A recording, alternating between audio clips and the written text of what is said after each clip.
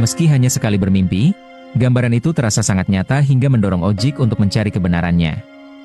Ia pun akhirnya kembali ke rumah tersebut untuk menemui ayahnya. Dan benar saja. Ini nih rumahnya. Rumahnya Dedi.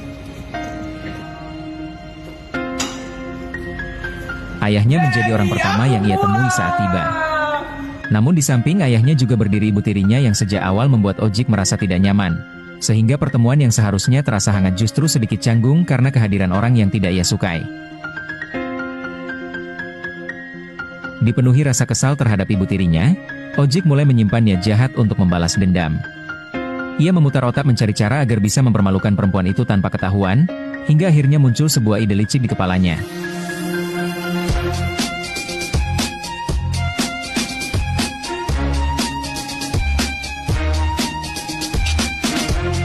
Membuat ibu tirinya terpeleset dari tangga dengan menuangkan cairan pembersih lantai Sukma Clean agar lantai menjadi sangat licin.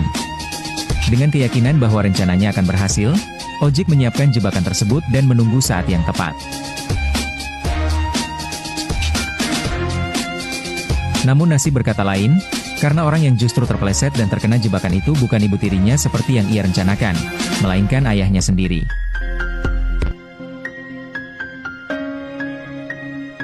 Kamu kan yang punya kerjaan, sebelum kamu pulang, gak ada nih kejadian kayak gini. Enggak kok. Bukan. Karena rencananya sebelumnya gagal dan justru mencelakai ayahnya sendiri, Ojik kembali memutar otak untuk mencari ide licik lain agar bisa menjebak ibu tirinya. Dengan penuh kesal ia menyiapkan rencana baru.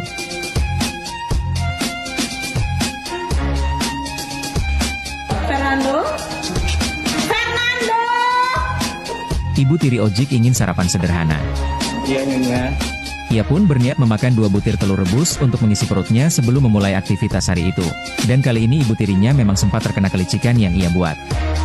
Namun hal itu tidak membuat keadaan berpihak pada Ojik. Esmeralda tanpa curiga memakan telur yang sudah disiapkan oleh Ojik. Padahal diam-diam Ojik telah menambahkan banyak cabai ke dalamnya sebagai bagian dari kelicikannya. Ibu tirinya justru melaporkan semua kelicikan tersebut kepada ayahnya. Akibatnya, niat balas dendam yang diam-diam ia rancang malah membuat dirinya berada dalam masalah di hadapan ayahnya sendiri. Mengetahui kejadian tersebut, ayah Ojik akhirnya memanggilnya dan menasihatinya dengan serius. Ia mengingatkan bahwa bagaimanapun juga Esmeralda tetaplah bagian dari keluarga dan harus dihormati sebagai ibunya di rumah itu.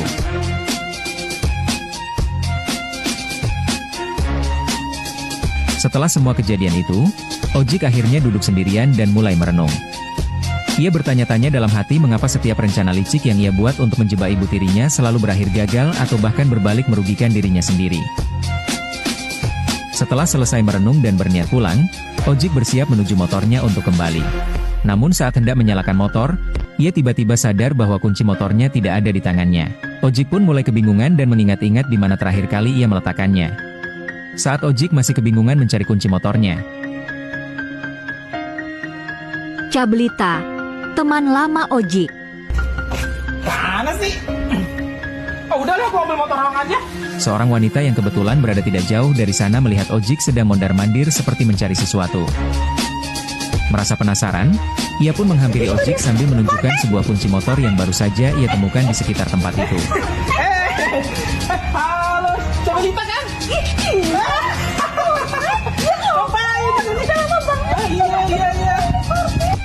Akhirnya Cablita menyerahkan kunci motor yang ia temukan kepada Ojik, lalu dengan heran menanyakan bagaimana bisa Ojik sampai lupa meletakkannya.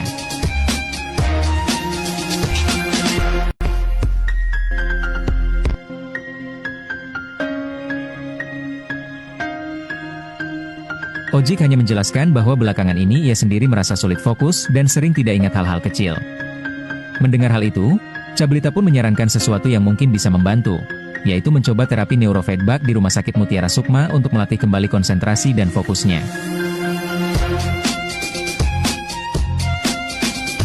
Neurofeedback adalah terapi yang melatih otak agar bekerja lebih seimbang. Dengan menggunakan alat EEG, aktivitas gelombang otak direkam lalu ditampilkan di layar sebagai umpan balik. Otak akan belajar mengatur dirinya sendiri agar lebih stabil.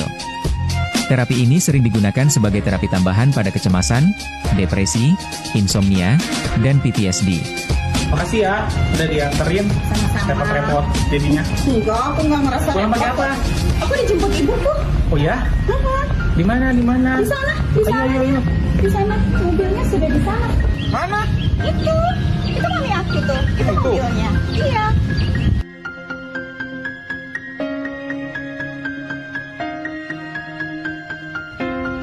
Sabar.